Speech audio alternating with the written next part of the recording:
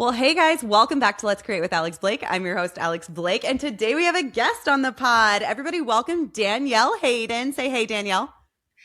Thank you so much for having me here. I'm super excited about this conversation. Yes, I'm so excited. And guys, Danielle is about to blow our minds and be way smarter than anyone else listening to this. I'm just kidding. I don't know who you are, but way smarter than me in this conversation. So I'm super excited to get to learn from you, Danielle. I already told you this pre-recording, but I'm like, all of us creatives need this conversation. We need to hear about all the financial money things. So I'm super excited. But before we jump in, tell us who you are, what you do, and who you primarily work with. Yeah. Danielle Hayden. I founded Kickstart Accounting Inc. 11 years ago, which is crazy. In my previous life, I actually started as a creative. So Cool. I started as a hairdresser, standing behind the chair.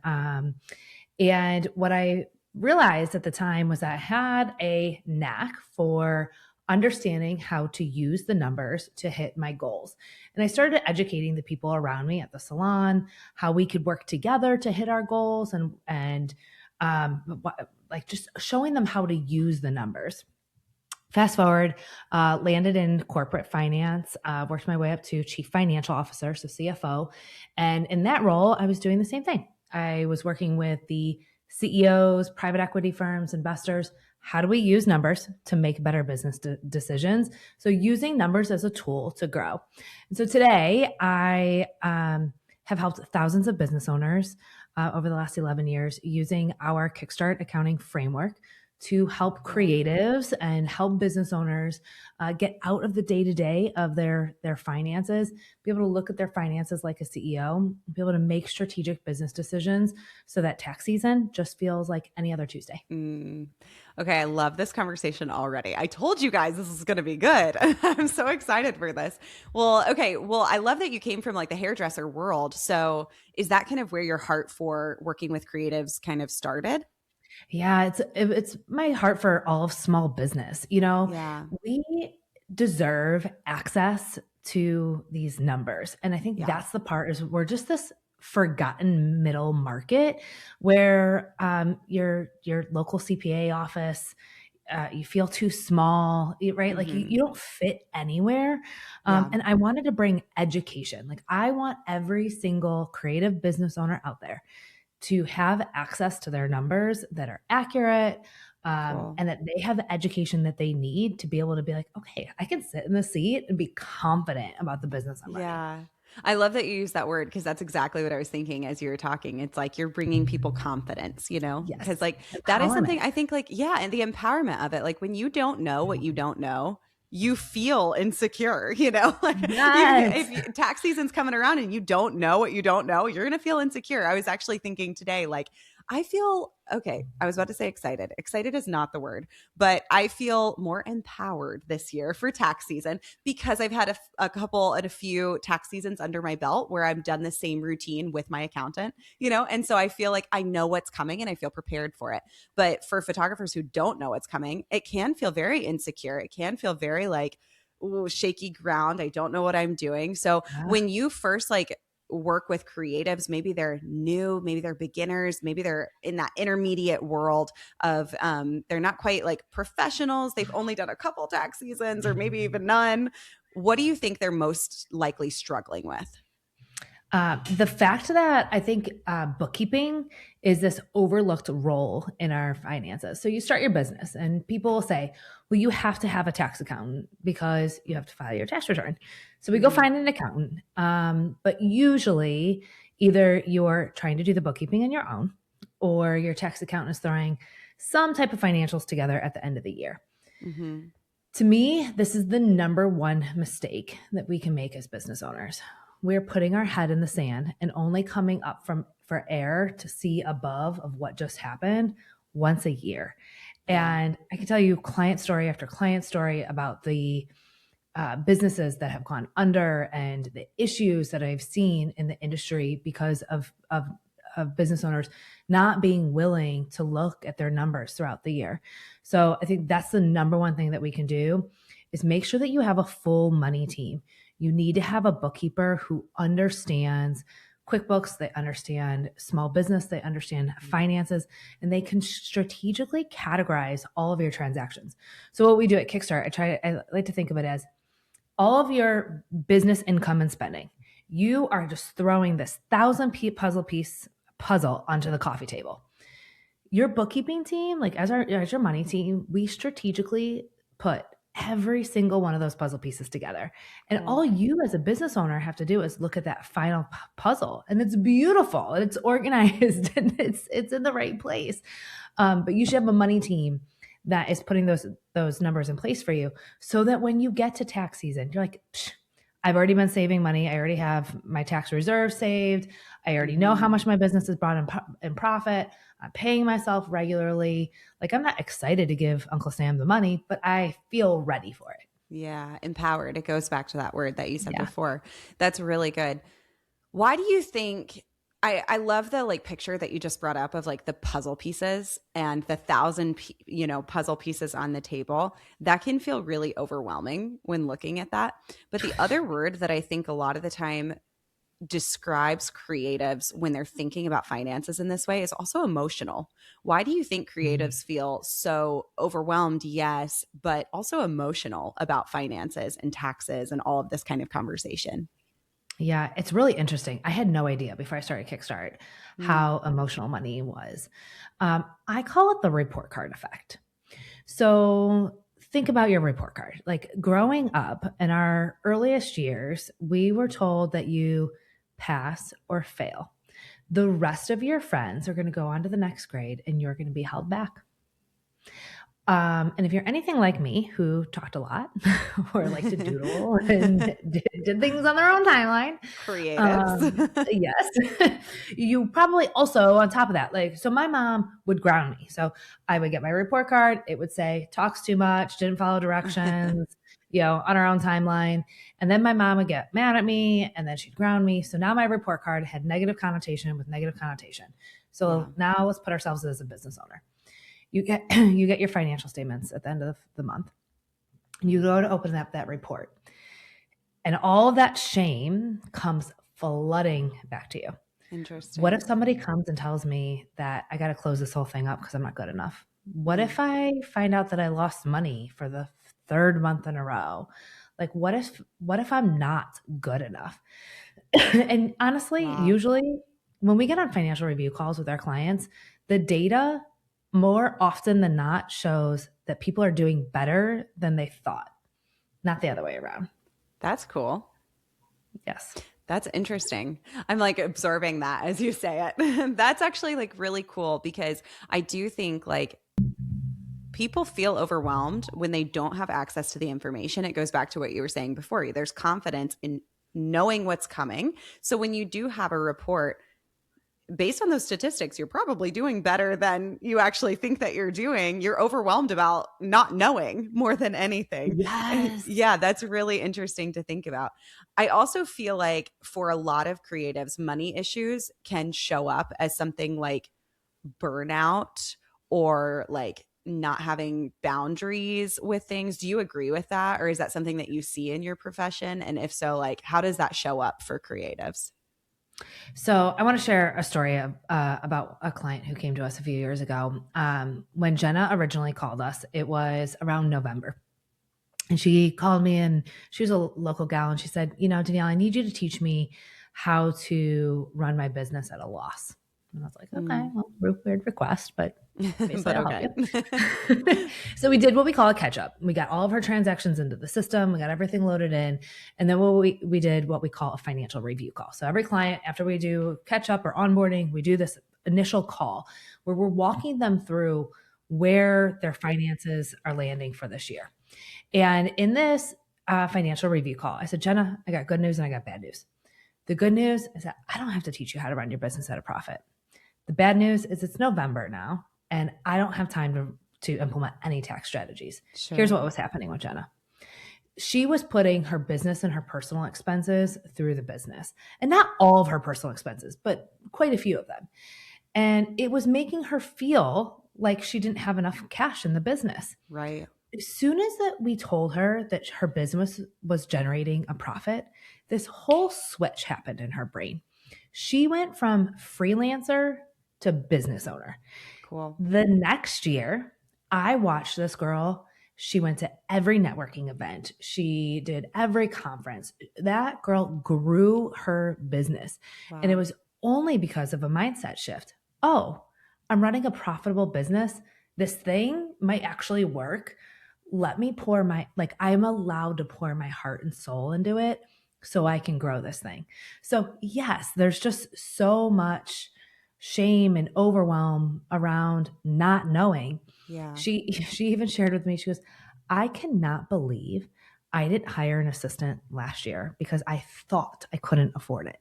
Now, like, I have help. I'm able to do the things that light me up. I'm ready to be this person who doesn't have to do everything, and I know I can afford it. That's really cool. What do you think? Like, obviously, it was very much mindset because the numbers were there. But what changed also, not in the numbers, but what she was doing with the numbers to allow her to do that versus before she was so overwhelmed, she just wasn't doing anything with the numbers? Yeah. Like, talk about that a little bit. So she wasn't doing anything with the numbers. She was putting her head in the sand, hoping it all Okay. worked out. She saw the cash balance that came in every month, and she shared with me that she got a daily text from the bank on her bank balance, and that's how she Okay. was making all of her business decisions. You know how scary Whew. that is to No, make business decisions? that's overwhelming to think about. Yes.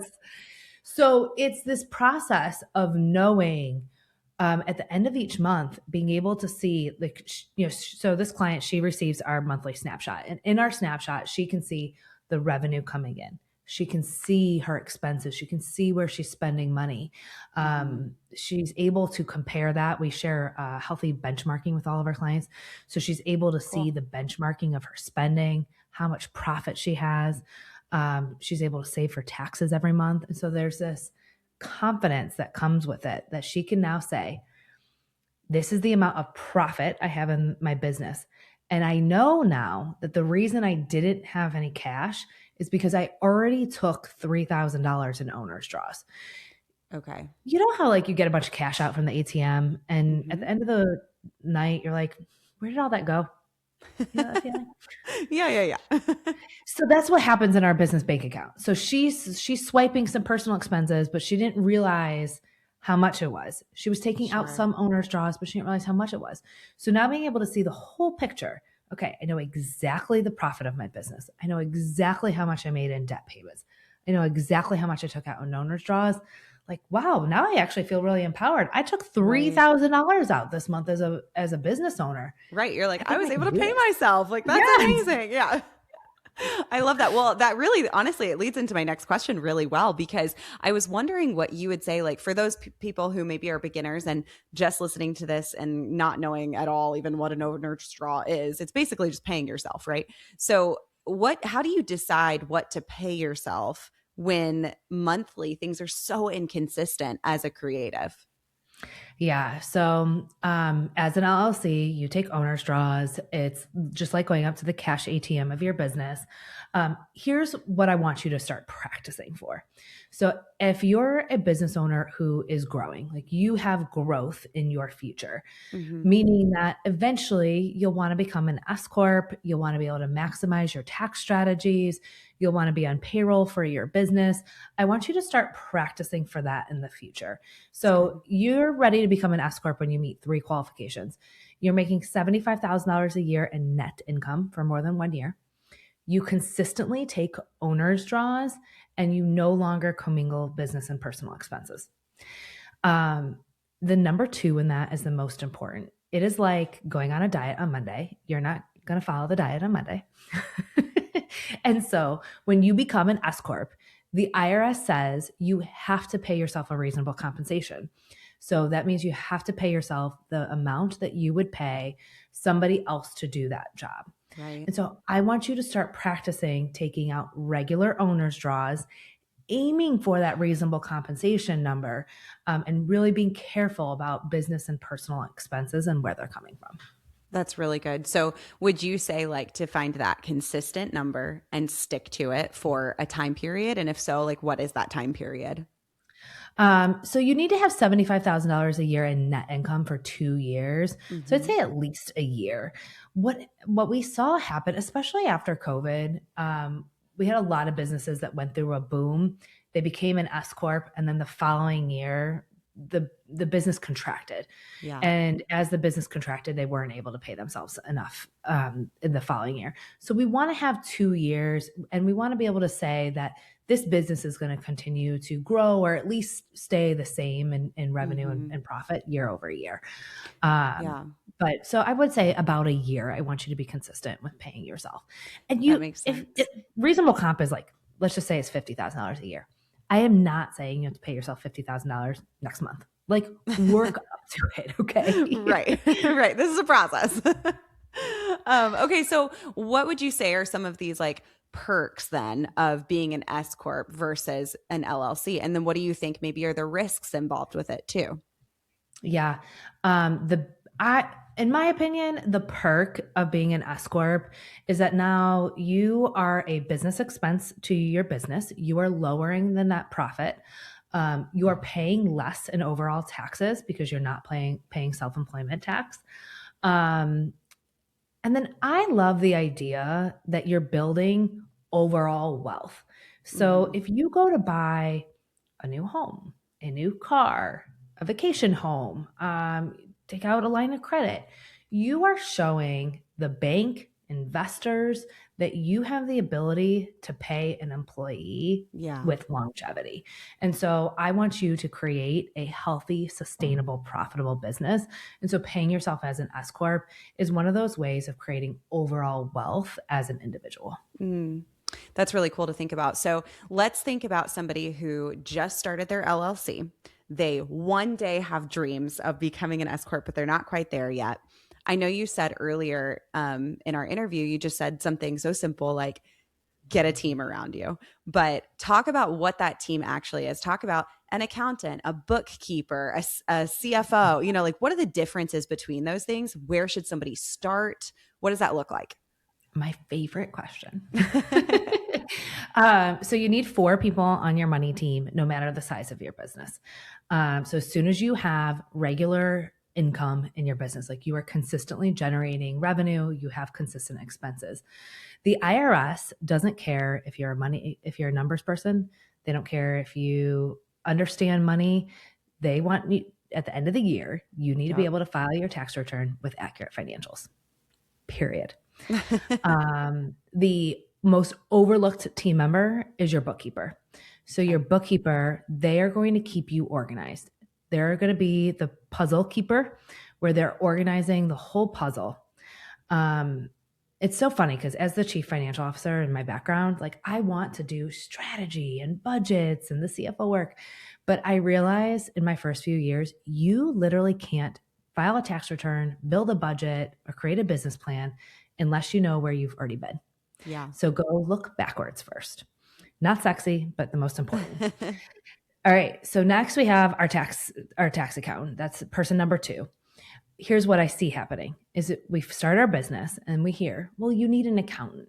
So we Mhm. got a tax accountant. Suddenly we're calling our tax accountant with bookkeeping questions, with business questions, coaching questions, and they're not Yeah. equipped to answer all of that. They're equipped to do your tax return. So our person number 2 is just going to be our tax accountant. Their responsibility for filing our tax return. Person number 3 is a CFO or a business coach. So as your business grows, you're going to go from the process of looking backwards in bookkeeping. The CFO team helps you look to the future. And so you're ready for a CFO when you're ready to say, I want to set, like we do a 10-year vision with our clients, a 3-year plan, and then a 1-year strategy with Cool. KPIs along the way. So that's when you're ready to look to the future. Person number 4 is our financial advisor. The financial advisor is going to look at both your business and your personal wealth and make sure that you're keeping that bird's eye view on the whole picture and not putting everything into your business. Hmm.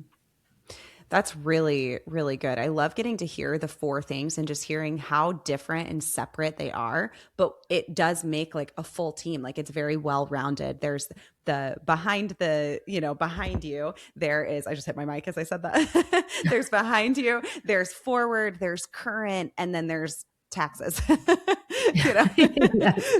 And then there's taxes. and then there's taxes. But I love that you mentioned, the first thing people think about is that accountant, because it is necessary, right? But Yes. then they go to the accountant for everything and they aren't equipped. You're right. And so having that well-rounded team where you know who to go to ask certain questions, I think is so helpful. But with that, I would say also it takes finances to even get to that place too, of being able to have a team like this. So when would you say somebody is ready to stop doing things on their own? Or like when would you say it's time for somebody to stop financially managing everything on their own? Yeah. When you have consistent revenue coming into the business. So I don't want you to do it before you're ready. If you're just getting things off the ground, you don't have regular revenue, you don't have regular income. But if you are consistently building a business and you have consistent revenue coming in the door, consistent expenses, I want to be clear. I don't know how to do what you guys do. Like I need you, right? And you don't know how to be a bookkeeper. Right. So when you go to try to do the bookkeeping on your own, you don't know how to do it. And I can't tell you the number of stories we've had come through onboarding where a business owner will say to us, I've been doing my own bookkeeping and I think I'm doing a pretty good job. I'm only getting rid of it because I know I need to. I don't have time for it anymore. And then those are the accounts that we go in. We're like, this person has been overpaying in taxes for 3 years on the back. So I say that with love and not judgment. So I want you to get a money team as soon as you possibly can. And that's why, so for our clients at Kickstart, we have plans that scale with you. So a client who's bringing in under $100,000 a year of revenue, they're paying for services at that level. A client who's bringing in $500,000 a year in revenue, they're paying for that transaction volume. So you need to find a money team who's going to align their services with where you're at in your business.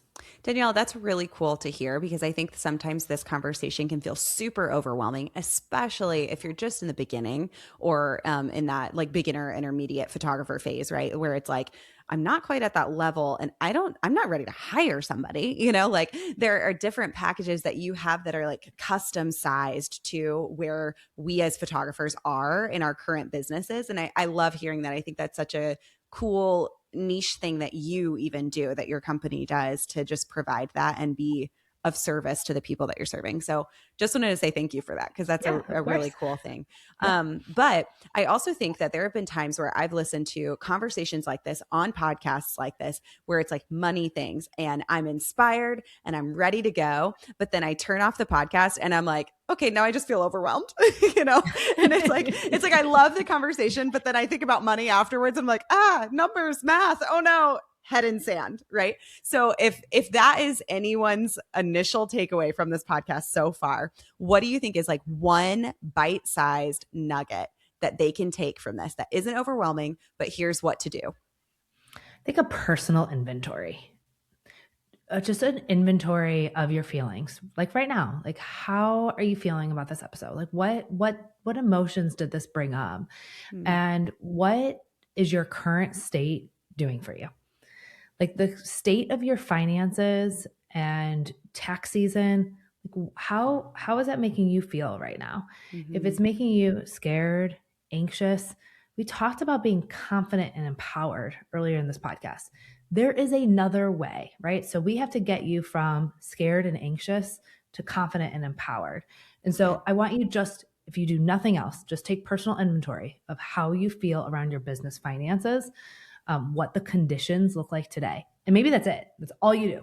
This is the conditions that we're in today.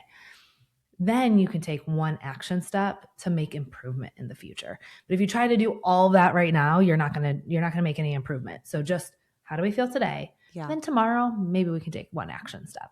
That's really good. So speaking of action step, if somebody is more in that boat where they're like, actually, I feel fine. I'm ready to move. I'm ready to go. What are some really simple habits that you think can help creatives stay connected to their numbers without also just like living in the spreadsheets, and stuff like Yeah, that? please do not live in Um, the spreadsheets. yeah. And then I Yeah. also was wondering with that question, kind of paired with it, like, how do you feel about AI in this space? Because obviously there's a lot of like, stuff out there now that used to not be out there. What do you think about all of Yeah. Oh, but love both these that? I questions. know, big question. I know. All right. I want to talk about just what to do when, and then we'll talk Yep, about AI sounds on a good. weekly basis. This is weekly cash execution. So, on a weekly basis, all I really want you to know is how much cash do you have in the business? What payments are coming in? Like, what invoices do you have? What's coming out? Big payroll expenses. Redid the website. I have a big branding coming out. So, like, just execution. How do I make sure I have enough cash to run this Yeah. business? At the end of each month, this is when you put your leadership hat on and you look at the income statement, balance sheet, cash flow statement. Our clients all receive their financials at the end of each month in what we call the snapshot. So that's when I want you to put in your leadership hat on and looking at your full financial statements. There you're asking what worked, what didn't work, and what changes do I want to make next month. So you're just looking at it at a high level and saying, okay, I was profitable. How do I make sure that happens again? Oh, I lost money. I'm not going to crucify myself. I'm just going to move on and Yep. decide like how I'm going to make changes in the future. Quarterly, this is where we're going to make sure that you're paying enough in taxes, that you've paid yourself enough through payroll, and that you have enough cash saved for a rainy day. I call that like strategy time. So once a quarter, put the CEO hat on, make sure we have enough cash to cover 1 to 3 months worth of expenses. How much have we paid to our taxes? Are we ready for tax season? And then how much have we paid ourselves as a business owner? And would that meet reasonable comp if we were an S Corp? That's good. So you would just suggest to just put that on your calendar and have it there as like a running meeting basically with yourself. Yeah. Have it with yourself, or if you have a money team, put it Right. on their calendar. So if you're able to connect with somebody, connect with them. So to our Cool. next question about AI, connect with someone. Um, there's something that happens in QuickBooks. So especially in this industry, I was hoping this would come up because I want to share this story.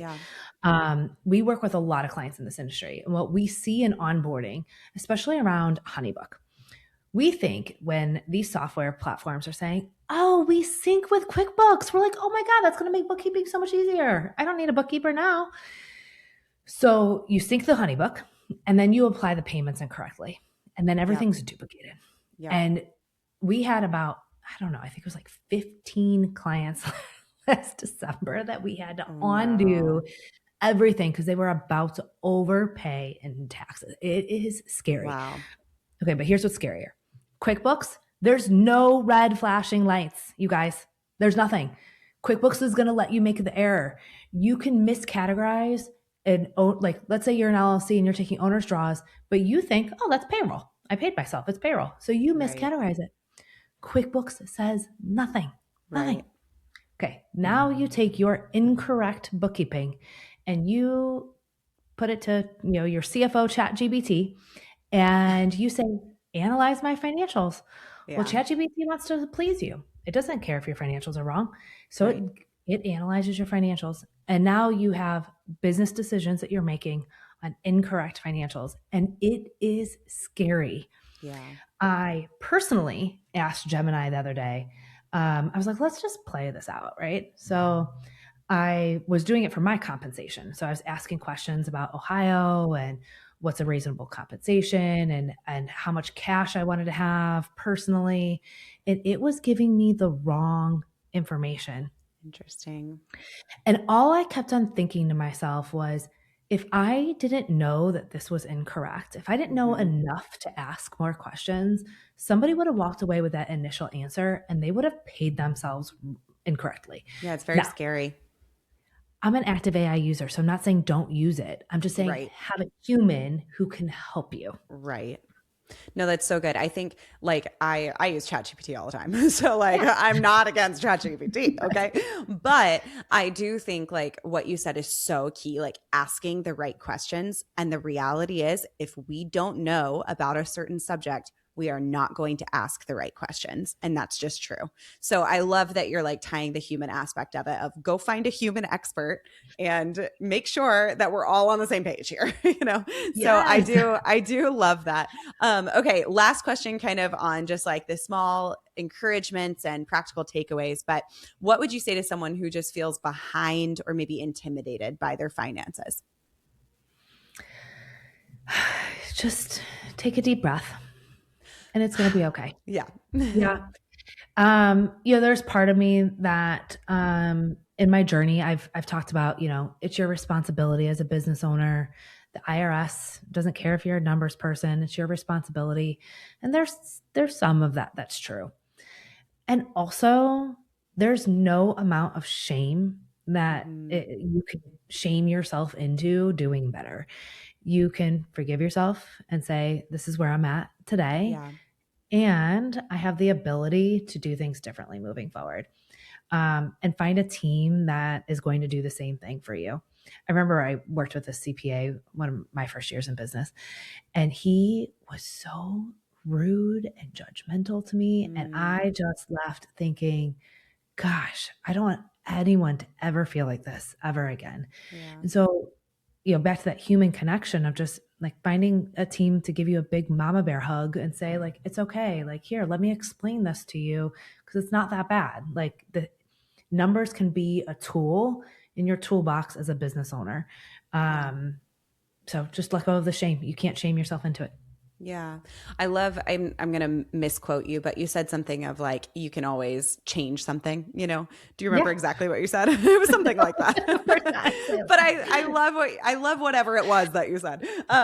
But you said like, that you can always change something and make it different. And I love that. I think that in itself is creativity. And I think sometimes us as creatives, we can tie our creativity. And I talk about this all the time. If anybody's like, Alex, you need to stop. You talked about this last episode too. But like, but seriously, like we tie our creativity so often to the thing that we do or the thing that we're known for on social media or the thing that makes our paychecks, right? Or whatever it is. But it really is so much more than that. The fact that we own our own businesses and that we created a job from nothing is so creative. Cool.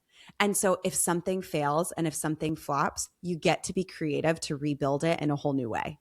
And you get to think about, okay, there's a problem that happened. How can I solve it? That is creative in itself. So I hope that listening to this, if you were somebody who feels intimidated, or if you were somebody that feels behind on all of this subject, that at the end of this podcast, you are feeling encouraged, empowered, confident, and ready to take this on, knowing that you are a creative.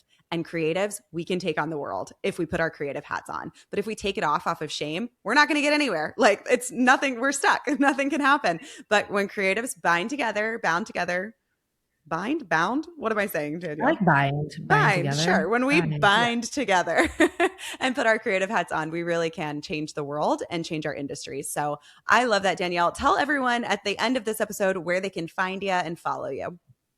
Yeah, kickstartaccountinginc.com is the best place. We have our podcast, Business by the Books. We talk about how to use your financials to make business decisions every single week. Social media is Kickstart Accounting. I love it. And then I heard you might have a free resource for listeners. Is that true? Yes. If you go to kickstartaccountinginc.com/gift, I think the most applicable download on there would be the How to Pay Yourself More.